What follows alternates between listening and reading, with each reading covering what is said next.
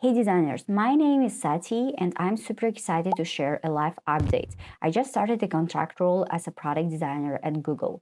In this video, I want to talk about what that means, why it's such a huge win, even though it's not a full-time role, and what I learned throughout the process of getting here. If you are a designer applying to roles right now, especially in this tough market, I hope this video gives you a bit of motivation and some real talk.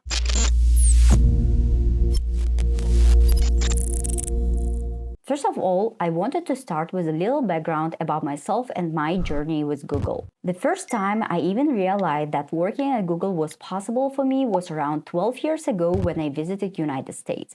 My husband and I went to the Google campus and spent some time there, and that planted the seed. Years later, after moving to the United States 5 years ago, I had my first official interview with Google for a senior product designer role. It was also my very first time interviewing with an American company, and of course I wasn't fully prepared and I failed.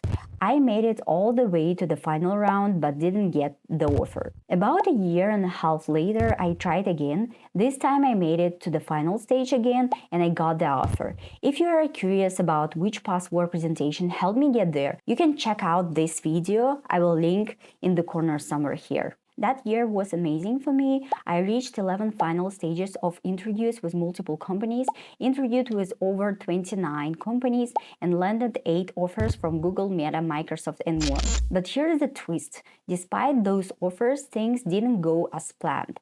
Meta and Google implemented a hiring freeze, so I ended up with no signed offer. They told me to wait in case things changed, but after nearly a year, nothing did. That brought me to this year. I started job hunting again, but with the current US job market, it felt nearly impossible. Many companies had unofficial hiring freezes or very limited open roles, and with so many talented people unemployed, it became extremely competitive, especially for companies like Google. But then I got an email from an agency offering a chance to apply for a contract position with Google. I went for it, and that's how I landed this job. Am I disappointed that it's not a full-time role? Yes. Can I control the economy or the hiring situation in the United States?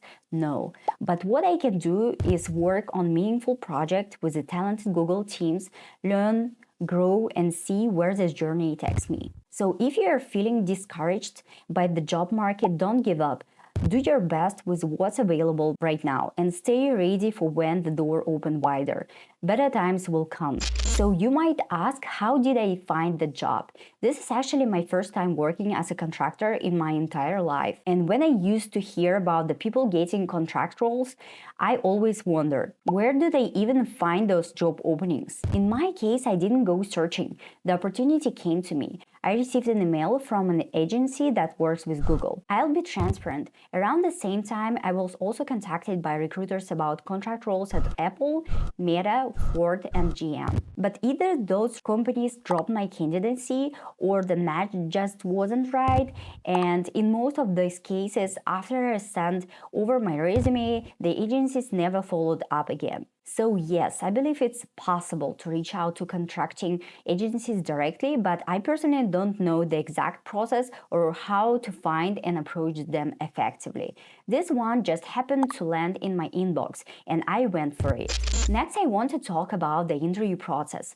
First, you will have a screening call with the agency. They will review your background and make sure your experience aligns with what the team at Google is looking for. After that, you will share your resume and portfolio, and the agency will submit your application to the Google team for review. If the team is interested, they will move forward with the interview process. The structure is somewhat similar to a full-time interview, but with a few differences. For example, you will not have to do a whiteboard challenge or a final round with multiple interviewers for behavioral questions. My first interview was a video call with a designer I would be partnering with. She is a full-time employee at Google. I walked her through my passport presentation, one case study, Before the call, I always try to ask the recruiter what the team is looking for, what skills they care about the most, so I can tailor my presentation to highlight the experience they want to see. By the way, if you like my new passport presentation, I recently published a book that covers the full UX design interview process for full-time UX design roles. It includes sections on portfolio building, presenting passport presentation, whiteboard challenges, app critiques, salary negotiation, and more. You can find the link to the book in the video description or simply search for UX design interview on Amazon. And if you still feel like you need more, leave a comment and I will record a full video on the topic. Let's continue. If everything goes well after the first round, you'll typically move on to two more interviews. In my case, one with a UX design manager and another with her manager. And each call followed the same format. I presented my passport presentation and they asked follow-up questions, often focused on case studies I shared. At the end of each call, they also gave me a bit of insights into the project I would be working on at Google. And after my third interview, I received the good news. They wanted to make me an offer. Next, what made this role stand out to me? I was drawn to it because it offers a chance to work with a great team on a meaningful product, Google Ads. My goal was to experience what it feels like to work at Google while also building a strong real-world case study. I saw this as an opportunity to stop waiting around in today's unpredictable job market and start gaining valuable experience instead. Of course, having a full-time role would be ideal, but due to my personal circumstances, I am currently unable to commit to an on-site full-time position, and as many of you know, finding a remote full-time role has become incredibly difficult. So I chose to be flexible and embrace this opportunity. I am excited to learn, contribute, and grow during my time at Google, and I'm curious to see where this path will lead me next. Okay, so let's talk real for a second. When I first heard about contract roles at companies like Google or Meta, I thought, is it even worth it? It's not full-time, there's no benefits, no security. But after going through this myself, I can tell you, yes, it is absolutely worth it. First of all, you will get your foot in the door. You're working with real teams on real projects at one of the most competitive companies in the world. That already says a lot about your skills and your potential. Even though it's not a full-time role, it still gives you amazing experience, and in many cases like mine, you're working side by side with the full-time employees. You're learning, you're building relationships, and you're showing what you are capable of. For me, this role became a way to keep growing while the job market is unstable. I didn't want to wait and hope things would magically get better. I wanted to take an action, and this contract gave me the chance. Also, let's be honest, finding remote full-time jobs right now is really hard, and not everyone can work full-time on-site, especially if you have personal stuff going on, like I do. So being flexible with a contract role can be a smart move. And here's the thing, even if it's short-term, this kind of experience can open major doors later.